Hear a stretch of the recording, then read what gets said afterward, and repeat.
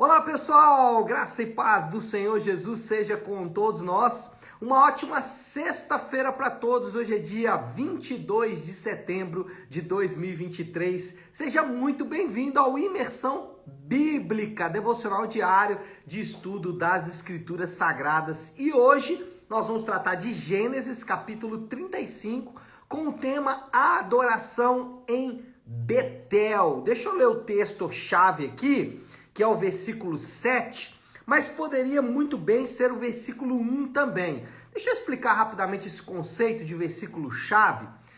O que é o versículo-chave? O versículo-chave não depende, por exemplo, de um grande estudo das Escrituras. O que é o versículo-chave? É o versículo que mostra de maneira resumida toda a ideia do texto.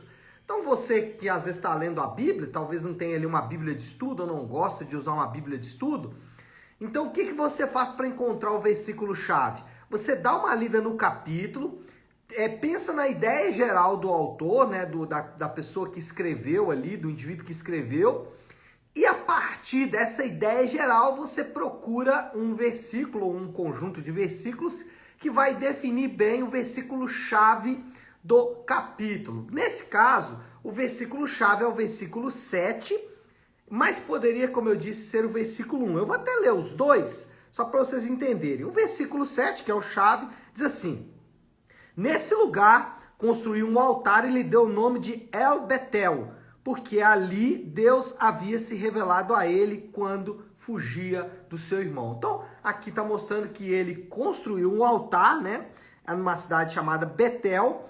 E por quê? Porque ali naquele lugar Deus havia se revelado a ele exatamente quando ele fugia lá no passado. Mas o versículo 1 também poderia ser o versículo-chave.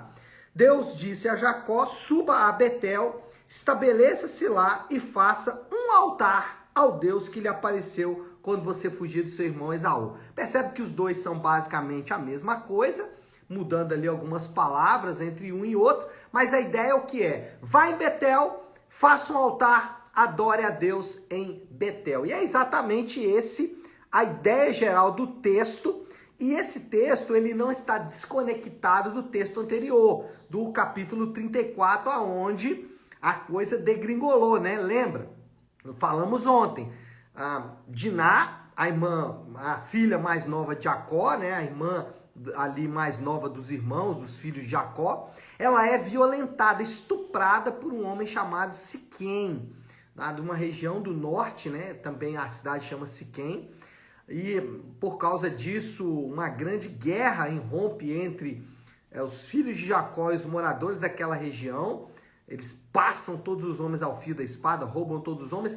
Então já o acontecimento está linkado a isso. Depois disso, Deus então convoca, né? O versículo 1 começa assim: Deus disse a Jacó, convoca Jacó a descer, né? Principalmente porque se ficasse no norte, a integridade dos filhos de Jacó poderia ser comprometida. Então, eles foram para o sul, desceram, né? E ali também adoraram a Deus. Então, Deus instrui, né? Os desdobramentos são: Deus instrui Jacó para construir um altar de adoração. Vimos isso no versículo 1. A partir daí, Jacó determina que todos devem purificar-se de qualquer indício de adoração pagã. A gente tem que lembrar que eles vêm de uma região onde a adoração pagã era muito comum. A Raquel, Lia, a gente já viu isso aqui no texto, as concubinas, outros servos de Jacó, eles estão acostumados a adorar outros deuses. Até mesmo os cananeus daquela região também estavam acostumados a adorar outros deuses. Olha aí o versículo 2, diz assim: disse, pois, Jacó aos de sua casa e a todos que estavam com ele: livrem-se dos deuses estrangeiros que estão entre vocês, purifiquem-se e troquem de roupa. Então, Jacó ordena ali, instrui, determina que todos devem então purificar-se de qualquer indício de adoração pagã. Deus aparece novamente para Jacó, lá no versículo 9 a 12, né? Depois do versículo 2 até o 9 é preparação para o culto. E aí no versículo 9, Deus então aparece para Jacó. Yahvé muda o nome de Jacó, né? Reafirma a mudança do nome de Jacó, que deveria chamar-se Israel, reafirma as suas promessas e revela a sua vontade para Jacó. Ainda que em nenhum momento do texto até agora a gente viu os motivos pelos quais Deus muda o nome de Jacó para Israel, mas o nome carrega fama e provavelmente Deus não queria o nome do seu povo ligado, por exemplo, né, a enganador, príncipe de Deus, soaria um pouco melhor. Ainda que isso é apenas uma especulação, o texto bíblico não diz por que Deus mudou o nome de Jacó, mas ele assim o fez. Agora Jacó é conhecido então como Israel. Deus muda o nome de Jacó, reafirma as suas promessas, né? Versículo 9 até o 12, diz assim: depois que Jacó retornou de Padã Arã, Deus lhe apareceu de novo e o abençoou, dizendo: seu nome é Jacó, mas você não será chamado mais Jacó, seu nome será Israel. Assim lhe deu o nome de Israel. Deus disse-lhe ainda: eu sou o Deus Todo-Poderoso, seja prolífero, multiplique-se, de você procederão uma nação e uma comunidade de nações, e reis estarão entre os seus descendentes. A terra que dei a Abraão e Isaque dou a você, e também aos seus futuros descendentes darei essa terra. Então Deus aparece, muda o nome de Jacó, reafirma suas promessas e revela a sua vontade para Jacó. Depois disso, né, o culto termina, Jacó então vai embora, e o que acontece? Raquel morre. E Raquel morre a dar à luz ao último filho de Jacó, Benjamim, e não para por aí, né? Depois da morte de Raquel, esposa que Jacó tanto amava, né? Brigou por ela, trabalhou muitos anos por ela. Além disso, morre também o pai de Jacó, Isaque, morre lá em Hebrom, e o capítulo termina exatamente com o sepultamento de Isaque, 2 mortes depois do culto, né? A coisa não foi muito boa depois do culto lá com Jacó. Mas vamos agora falar sobre isso então, né? O culto do povo de Deus tem elementos distintivos e formativos. O culto do povo de Deus, ele é diferente de qualquer outro culto, e ele tem também um aspecto formativo. Ele vai informar através da palavra de Deus, deixa eu falar isso, mas ele também vai formar.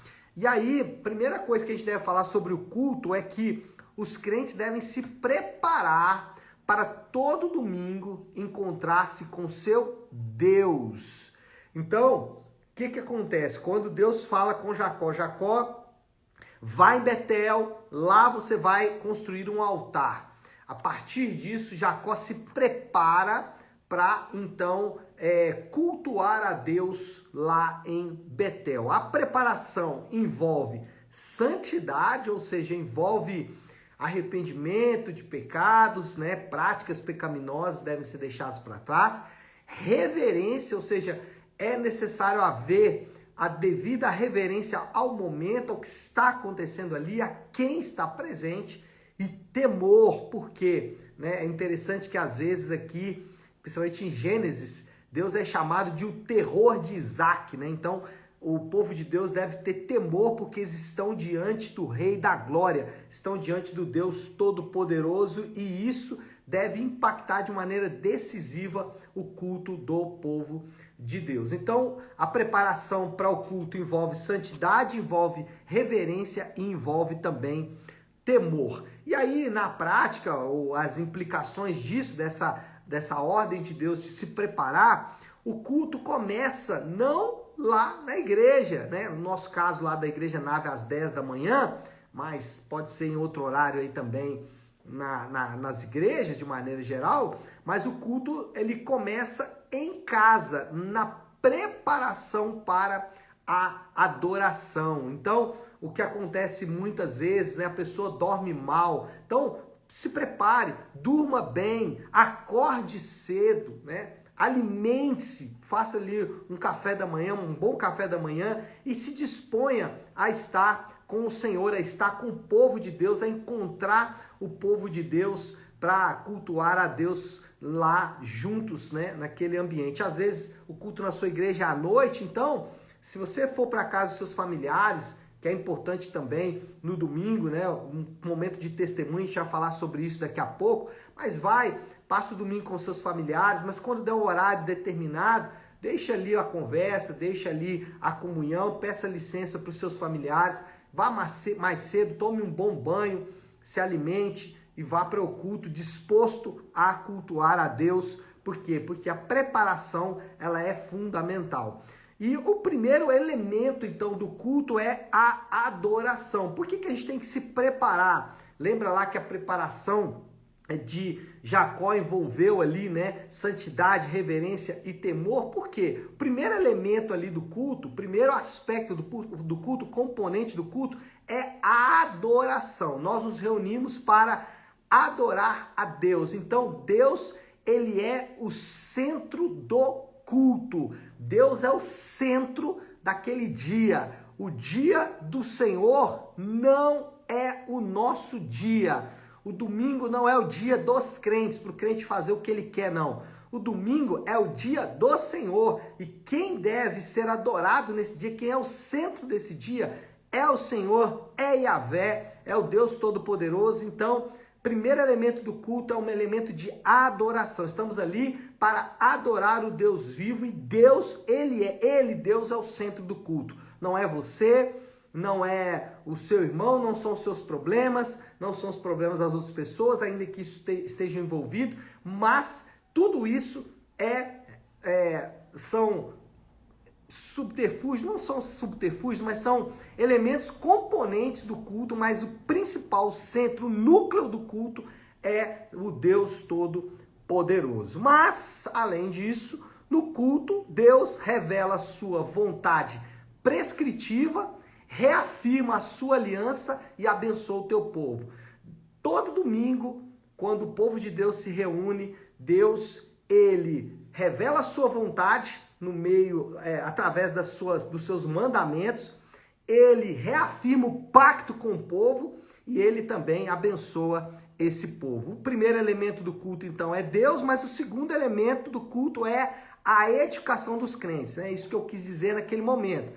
O culto tem um núcleo, mais subjacente ao culto nós temos a edificação dos crentes. O crente vai lá também receber edificação, receber a vontade de Deus, receber a aliança de Deus e ser abençoado por Deus. Parte considerável do culto deve ser dedicada à leitura e à explicação da lei de Deus. Se Deus fala por meio da sua palavra, se Deus fala por meio da sua lei, então o tempo considerável do culto deve ser dedicado à leitura e à explicação do texto bíblico. Talvez o maior momento, talvez não, certamente o maior momento do culto deve ser dedicado para isso. Por quê? Porque ali Deus está falando, né? Quando abrimos a Bíblia, lemos a Bíblia, explicamos a Bíblia, um obreiro indicado pela igreja, reconhecido pela igreja como alguém capaz de explicar a palavra de Deus, vai fazer isso. E quando ele faz isso, Deus está falando. A voz é a voz de Deus, né? Não a voz do obreiro, né? Mas a voz da palavra de Deus é a voz de Deus. E ela deve ser ouvida e obedecida.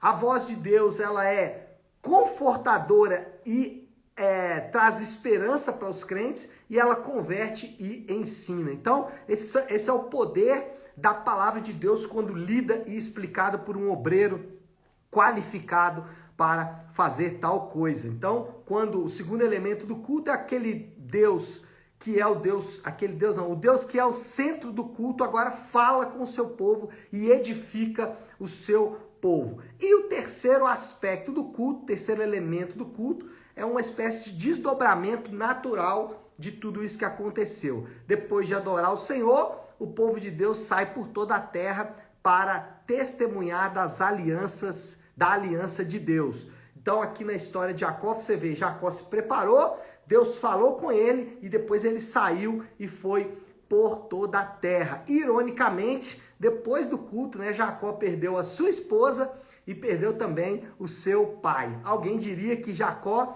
testemunhou do poder de Deus, do quanto o Senhor é bom, mesmo em momentos de angústia, né? Mesmo depois de sair do culto e encontrar, né, logo depois, dias depois, a morte da esposa e a morte do pai, Jacó testemunhou: Deus é bom em todo o tempo. Então os crentes, eles saem depois do culto, ao final ali na bênção, né? Quando a igreja se despede, cada um vai então para sua própria casa, eles saem para o mundo testemunhando para todos os povos que o Senhor é bom. Então, o que nós vemos nesse capítulo, né? E coincidência ou não, né? Claro que não é coincidência.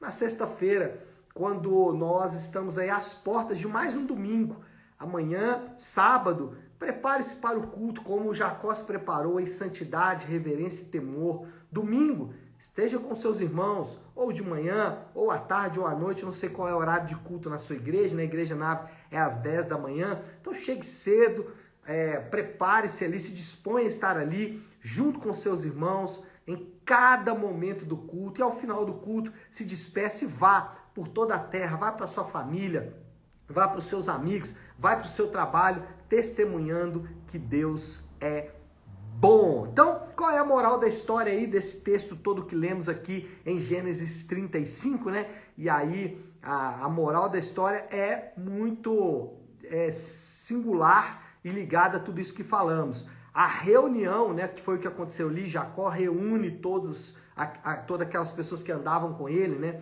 A reunião e a adoração do povo de Deus, ele se reuniu aquele povo ali para quê? Para adorar a Deus. É o ponto alto e distintivo do relacionamento de Yahvé com os crentes. Então, nós temos um relacionamento com Deus, esse relacionamento tem vários aspectos, mas o ponto alto do nosso relacionamento com Deus é o culto. Por isso não faz sentido muito um crente que trata o dia do Senhor como se fosse o dia dele, como se ele pudesse escolher entre ir ao cinema, ao teatro, ou até mesmo visitar algum familiar e ir ao culto. Eu sei que você já ouviu isso várias vezes. Ah, não, entre ir visitar um familiar e ir ao culto, vá visitar o seu familiar. Não me parece que isso é bíblico, não me parece que isso foi retirado das páginas da Bíblia, mas sim retirado da mente dos homens. Não, o culto é o ponto alto do relacionamento de Yahvé com os crentes. Sempre foi, ao longo da Bíblia inteira, a gente vai encontrar um alto valor dado ao culto pelo povo de Deus. Então, não caia nesse limbo, nesse lugar comum de não dar o devido valor ao culto público. E qual é o desafio do Léo, então, aí? A aplicação final, né? Já precisamos orar aí. Qual é a aplicação final? Cultue a Deus. Cultue a Deus. Amanhã, domingo, saia de casa, fale com o Senhor, deixe o Senhor falar com você, fale com seus irmãos, edifique os seus irmãos, receba a edificação dos seus irmãos, vá por toda a terra testemunhando que o Senhor é bom. Então cultue a Deus, mas do jeito de Deus, não do seu jeito. O domingo não é o nosso dia, o domingo é o dia do Senhor. Não se esqueça disso jamais, porque ao fazer isso você vai menosprezar o dia do Senhor e se transformar não no dia do Senhor, mas no seu dia. E nós não temos dia, né? O dia pertence ao Senhor, porque Ele nos deu, tá certo? Então vamos orar, vamos colocar tudo isso aí diante de Deus. Se você puder, então, pare aí um instante aquilo que você está fazendo e vamos juntos buscar a Deus em oração, como eu faço. Sexta-feira é dia de finalizar a semana de devocionais com o Pai Nosso. Então vamos orar o Pai Nosso. Pai nosso que estás nos céus, santificado seja o teu nome. Venha o teu reino, seja feita a tua vontade, assim na terra como no céu. Dá-nos hoje o nosso pão de cada dia. Perdoa as nossas dívidas, assim como perdoamos aos nossos devedores. E não nos deixes cair em tentação, mas livra-nos do mal, porque teu é o reino, o poder e a glória para sempre. Amém. Amém, meu povo? Bom, então é isso. Nós vamos ficando por aqui. Que Deus te abençoe. Uma excelente sexta-feira para todos. Fiquem com Deus.